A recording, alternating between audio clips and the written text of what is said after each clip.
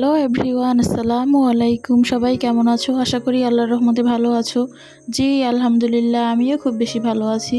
তো আমার নতুন একটা ব্লগে তোমাদের সবাইকে জানাই স্বাগতম। আশা রাখছি আমার ব্লগটি তোমাদের ভালো লাগবে। যদি ভালো লেগে থাকে তাহলে বলবো প্লিজ অবশ্যই আমার ভিডিওতে একটি লাইক দিবে।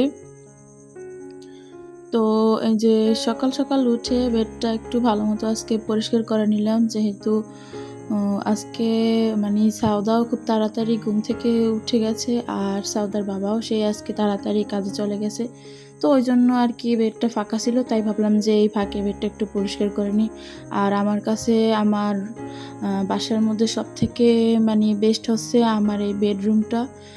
যেহেতু দিনের ক্লান্তি শেষে এখানেই কিন্তু আমরা সবাই একটু আরাম করি, তো এই আরামের জায়গাটা যদি একদম পরিষ্কার পরিচ্ছন্ন না থাকে, যদি নোংরা থাকে, তখন কিন্তু আসলে দেখা যায় যে আরাম করেও সেরকমের আরাম আসলে পাওয়া যায় না।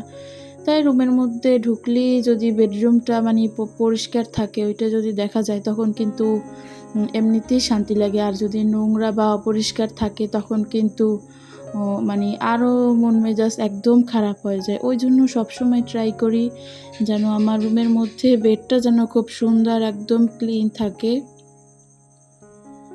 তো ওই জন্য আর কি সকাল সকাল উঠি বেডশিটটা একদম চেঞ্জ করে নিলাম প্রায় ১ সপ্তাহ পরে।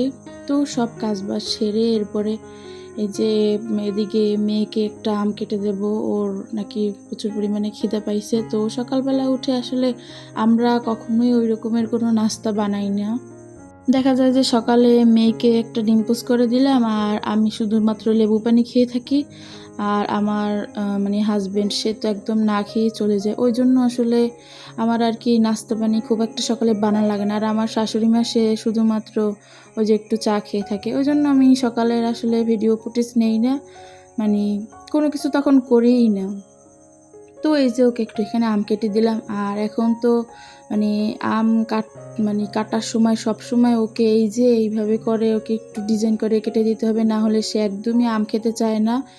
এটা বলা যেতে পারে একদম ওর রেগুলার বায়না হয়ে গেছে। তো এইভাবে যদি আম কেটে দিই তাহলে তো খাবে, না হলে মানে প্রচুর পরিমাণে ও ডিস্টার্ব করে। তো এরপরে এই যে আমটা দিলাম, ও তো খুব মজা করেই খাচ্ছিল।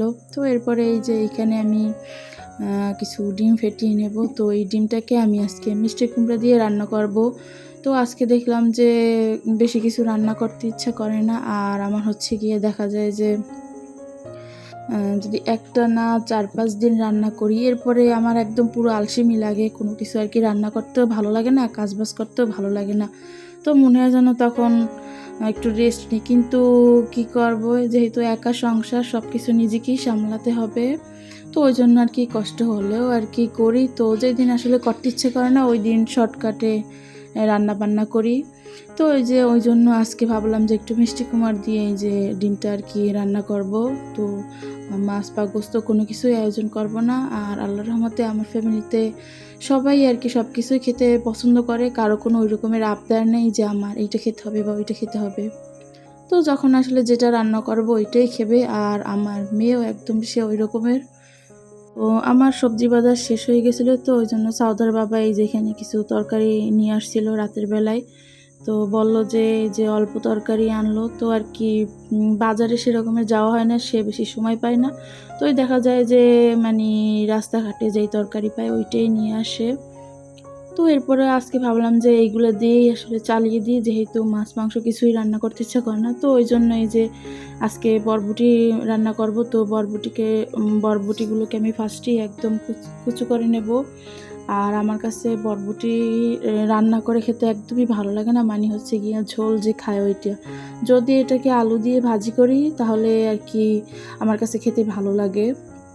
তো ওই জন্য ভাবলাম যে বরবটিগুলোকে একদম ভালো মতো ভাজি করে নেব, এটাকে কোনোভাবেই আর কি ঝোল রান্না করব না।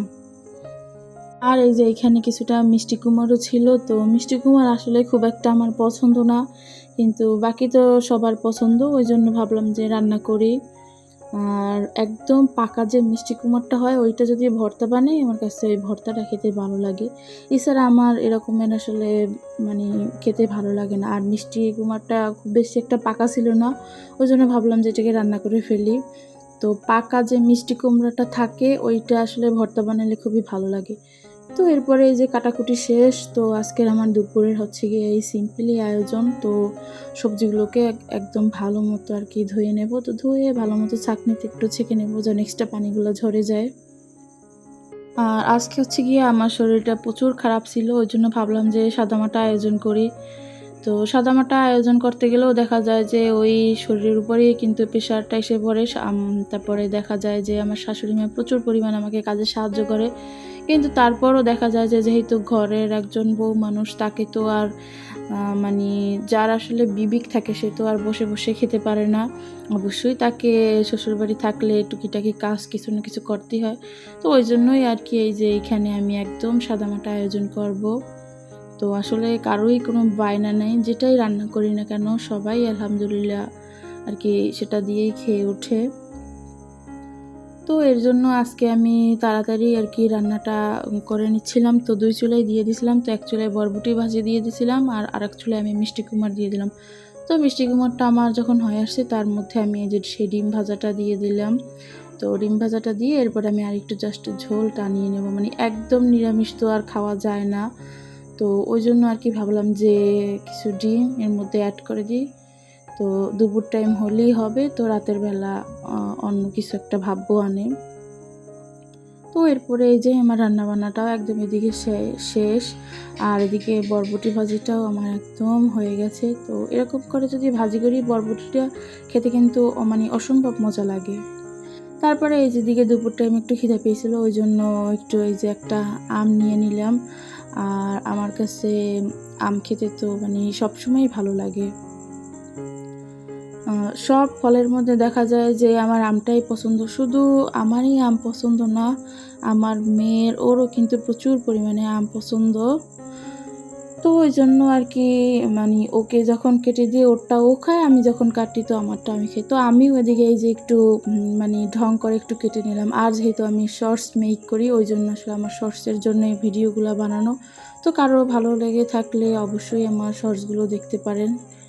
তো আমার ভিডিওটি আজকে এই পর্যন্তই। সবাই ভালো থাকবেন, সুস্থ থাকবেন। আল্লাহ হাফেজ। আর সবাই আমার জন্য দোয়া করবেন। আসসালামু আলাইকুম।